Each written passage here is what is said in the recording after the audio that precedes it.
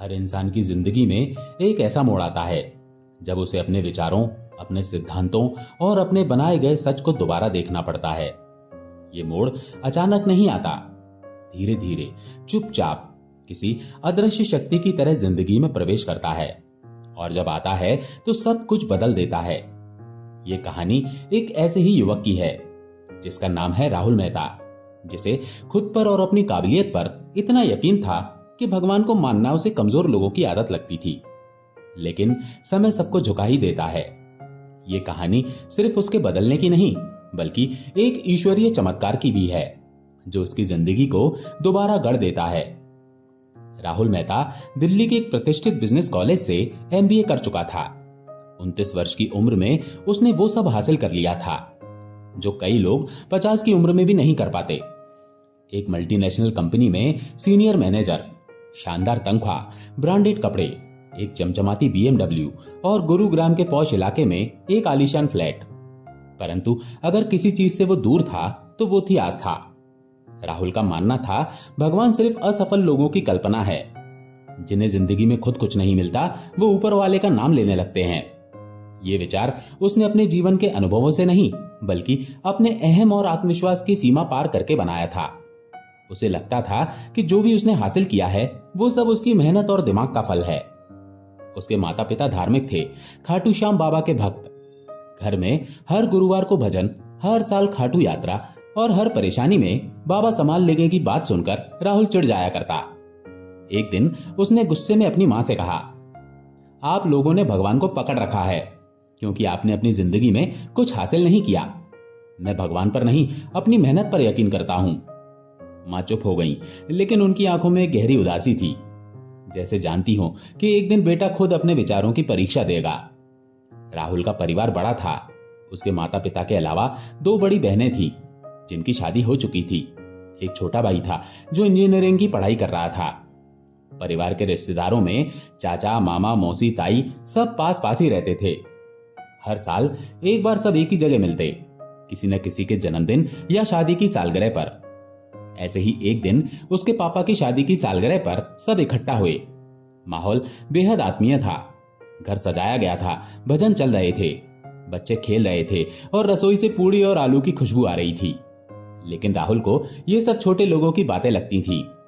जब सब साथ बैठकर खाटू श्याम की भक्ति की बातें कर रहे थे, तब राहुल बीच में बोल पड़ा, तुम लोग इतने सालों से बाबा बाबा करते आ रहे हो, तुम्हारी जिंदगी में क्या बदला? वही काम, वही संघर्ष, वही हालत। और देखो मुझे, ना पूजा ना मंदिर, फिर भी आज बीएमडब्ल्यू से चलता हूं। क्या किया तुम्हारे बाबा ने तुम्हारे लिए? एकदम सन्नाटा छा गया। सबकी आंखें उसकी तरफ घूर रही थी। उसकी मां की आंखें भर आईं। उसके पिता ने सिर्फ इतना कहा, बेटा, जिस दिन तुझे तेरे पैसे जवाब दे देंगे उस दिन यही भगवान तुझे बचाएंगे और हम तब भी तेरे साथ होंगे क्योंकि हम तुझसे प्यार करते हैं। राहुल हंसा, तब तो आपकी दुआओं से भी बड़ा चमत्कार होगा। राहुल की जिंदगी घड़ी की तरह चल रही थी। दफ्तर, मीटिंग्स, रेस्टोरेंट्स, सोशल मीडिया पर लाइफस्टाइल देखना और महीने के अंत में ईएमआई भरना। वो कहता था, जिंदगी एक गेम है जो पैसे से खेला जाता है और मैं ये गेम जीत चुका हूं। पर जो जीत बाहर से दिखती थी, अंदर से खोखली थी। उसे अकेलापन सताने लगा था। दोस्तों से रिश्ते केवल जरूरतों तक सीमित थे। माता पिता से बात करना उसने लगभग बंद कर दिया था। वो भाई को ताने देता, तेरे जैसे लोग भगवान से मांगते हैं, मैं खुद बना हूं। और फिर उसकी भूल की पराकाष्ठा हुई। एक दिन उसने अपने फ्लैट की दीवार से बाबा श्याम की तस्वीर उतार फेंकी और कहा, इस बकवास को यहां से हटाओ, देखना आज के बाद जिंदगी में कोई दिक्कत नहीं आएगी। माता पिता चुप रहे, बस एक बात कही, तेरा घमंड एक दिन तुझसे सब कुछ छीन लेगा और तब तुझे याद आएगा कि भगवान क्या होते हैं। राहुल ने उनकी बात को हंसी में उड़ा दिया। वक्त बीता और वक्त ने करवट ली। दुनिया एक ऐसे वायरस से जूझने लगी जिसे किसी ने पहले नहीं देखा था, कोरोना। राहुल को लगा ये सब तो हाइप है, कुछ नहीं होगा। मगर कुछ ही हफ्तों में ऑफिस बंद, मार्केट बंद, प्रोजेक्ट कैंसिल और फिर उसका भी काम बंद।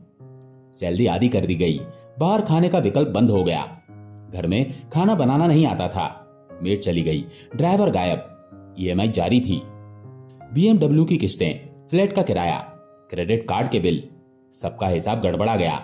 इधर कंपनी ने कहा या तो आधे वेतन पर काम करो या इस्तीफा दो। राहुल, जिसने कभी किसी के आगे सिर नहीं झुकाया था, अब फोन पर प्लीज सर कह रहा था। राहुल अब अपने फ्लैट में अकेला था। वही फ्लैट जो कभी उसका शौक था, अब एक सजा लगने लगा था। बड़े बड़े कमरे पर कोई बातचीत नहीं, आलीशान सोफा लेकिन नींद नदारद। टीवी ऑन था पर आवाजें भीतर तक नहीं पहुंचती थी। कभी खाने के लिए ऑर्डर करता, कभी झुंझलाकर भूखा ही सो जाता। ईएमआई की तारीखें नजदीक आ रही थी, अकाउंट में बैलेंस घटता जा रहा था। दूसरों को उपदेश देने वाला अब खुद यूट्यूब पर बजट मील्स रेसिपीज खोज रहा था। एक दिन महंगे परफ्यूम की अलमारी में से कुछ चीजें निकालते हुए वो बड़बड़ाया, यही है वो जिंदगी जिस पर मुझे घमंड था। एक शाम उसके छोटे भाई का फोन आया, भैया मम्मी पापा की तबीयत बहुत खराब है, दोनों को अस्पताल में भर्ती कर दिया गया है। राहुल चौंक गया, क्या हुआ? सांस लेने में तकलीफ हो रही थी और हाँ, कोविड पॉजिटिव भी हैं। राहुल की सांस रुक सी गई। तुम अस्पताल में हो? नहीं, किसी को जाने नहीं दे रहे, डॉक्टर ने मना किया है, बस विंडो से देख सकते हैं। फोन कटने के बाद राहुल का सिर भारी हो गया। माता पिता जिनसे उसने महीनों से बात नहीं की थी, जिनका नंबर तक ब्लॉक कर रखा था, अब जब कुछ कहने का वक्त आया वो दूर थे, कांच के उस पार, ऑक्सीजन मास्क के पीछे, जीवन और मृत्यु की रेखा पर झूलते। राहुल की आंखें भर आईं। पहली बार उसने खुद से पूछा, क्या मैंने गलत किया? टीवी पर बजता एक भजन और दिल की टूटती दीवारें। अगले दिन राहुल टीवी ऑन किए बैठा था।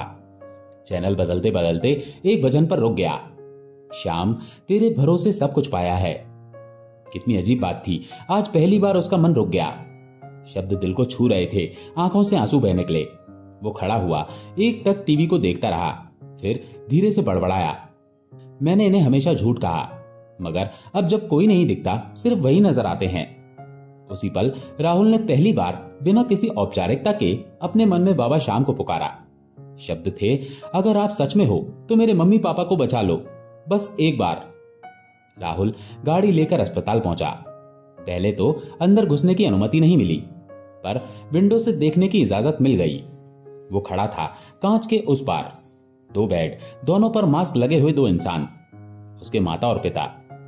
उन्हें पहचान पाना मुश्किल था, मगर तभी उसके दिल ने कहा, वो हैं, वही हैं और उन्हें मेरी जरूरत है। फिर उसकी नजर एक तीसरी छाया पर पड़ी, एक अजनबी, न डॉक्टर की तरह न नर्स की तरह, पर हल्के नीले वस्त्रों में, जैसे नीली आभा हो। उस व्यक्ति के चारों ओर एक अद्भुत प्रकाश फैला हुआ था, मानो इंद्रधनुष धीरे धीरे चारों ओर फैल रहा हो। वो छाया उसके माता पिता की ओर झुकी, उनके सिर पर हाथ रखा और अगले ही क्षण गायब हो गई। राहुल स्तब्ध रह गया। उसने फिर से देखा, कोई नहीं था। क्या यह सपना था, भ्रम था या चमत्कार? थोड़ी देर बाद एक डॉक्टर बाहर निकला। राहुल दौड़कर गया, सर वो मेरे मम्मी पापा हैं, आपने उन्हें कुछ इशारा किया था, वो ठीक हैं? डॉक्टर मुस्कुराया, हाँ अभी अभी एकदम स्थिर हुए हैं, पहले चिंता थी पर अब नॉर्मल है। कुछ अजीब ही था, अचानक ही उनकी सांसें सहज हो गईं, ऑक्सीजन लेवल 98 हो गया, हम खुद हैरान हैं। राहुल की आंखों से आंसू बह निकले। उसने सिर झुका लिया, धन्यवाद बाबा जी, आप हो, सचमुच हो। जब उसके माता पिता घर लौटे तो राहुल उनके सामने फूट फूट कर रो पड़ा। मैंने बहुत बड़ी गलती की मम्मी पापा, मैं नहीं जानता था कि भगवान क्या होते हैं। उसने उनके लिए बाबा श्याम का सोने का लॉकेट बनवाया और हाथ जोड़कर कहा, आपके विश्वास ने मेरी जिंदगी बचा ली। उसने पहली बार खुद खाटू श्याम के मंदिर के बाहर सिर झुकाया। जो लड़का कभी कहता था भगवान कुछ नहीं होते, वही अब कह रहा था, बाबा श्याम मेरी सोच को चूर चूर कर देने के लिए धन्यवाद। उसकी पुरानी नौकरी वापस नहीं आई, पर एक नई कंपनी में उसे मौका मिला। तनख्वाह आधी थी मगर संतोष दुगना। हर महीने की पहली तनख्वाह का एक हिस्सा वो बाबा श्याम के मंदिर में चढ़ाता। वहीं उसके घर के पास एक मंदिर बन रहा था। राहुल ने खुद आगे आकर उसमें 70% खर्च उठाया। राहुल अब पूरी तरह बदल चुका था। जिसे कभी अपने पहनावे, गाड़ी और पैसे पर घमंड था, आज वो साधारण कुर्ते में मंदिर जाता, प्रसाद बांटता और हर मिलने वाले को कहता, अगर तुम्हें कुछ नहीं समझ आ रहा तो बस एक बार श्याम बाबा को सच्चे मन से याद कर लेना, रास्ता खुद ब खुद बन जाएगा। वो अब किसी कंपनी का बड़ा अफसर नहीं, लोगों का मददगार बन चुका था। जहां पहले वो छुट्टियों में यूरोप जाता था, अब वो उन पैसों से झुग्गी बस्तियों में राशन बांटता। जहां कभी वो अपने ऑफिस में एसी में बैठकर प्रेजेंटेशन बनाता था, अब गर्मी में मंदिर की सेवा करता। राहुल के घर के पास एक पुराने मंदिर की मरम्मत होनी थी। खाटू श्याम के इस मंदिर को नया जीवन देने की जरूरत थी।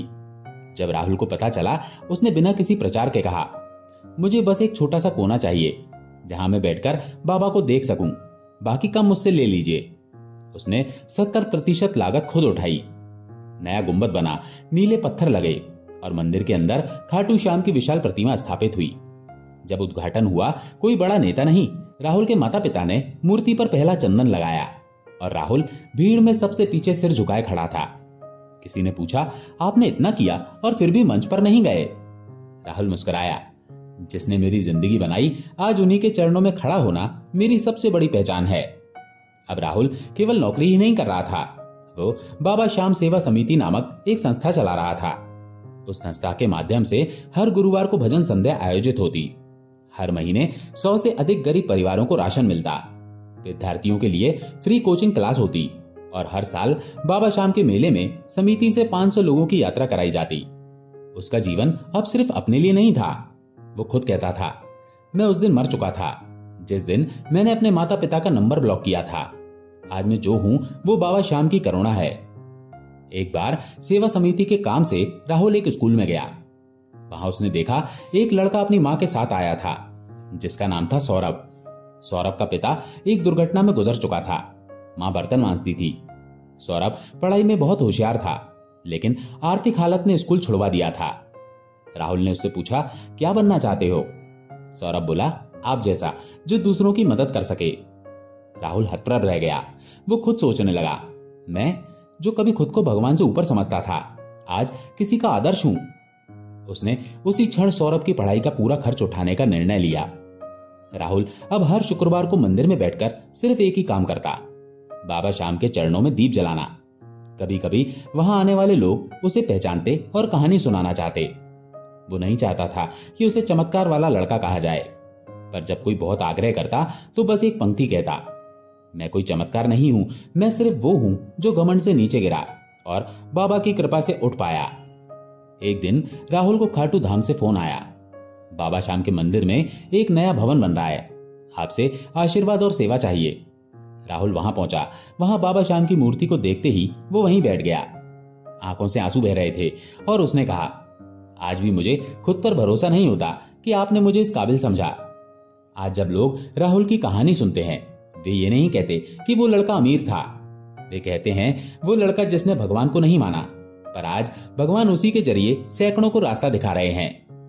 राहुल की एक पंक्ति जो हर भजन संध्या में गूंजती है, वो है, भगवान को देखकर नहीं, महसूस करके जानो, और जब जान जाओगे तो तुम्हारी हर श्वास में उनका भजन बन जाएगा। ये कहानी सिर्फ राहुल की नहीं है, ये हर उस इंसान की कहानी है जो कभी घमंड में होता है, जो सोचता है कि वो ही सब कुछ है, और फिर जब जीवन उसे सिखाता है तो वो जानता है कि हमारे पीछे कोई शक्ति है जो हमें थामे हुए है। बाबा श्याम उस शक्ति का प्रतीक है और राहुल उस चमत्कार का गवाह। दोस्तों, आशा है ये कहानी आपको पसंद आई होगी।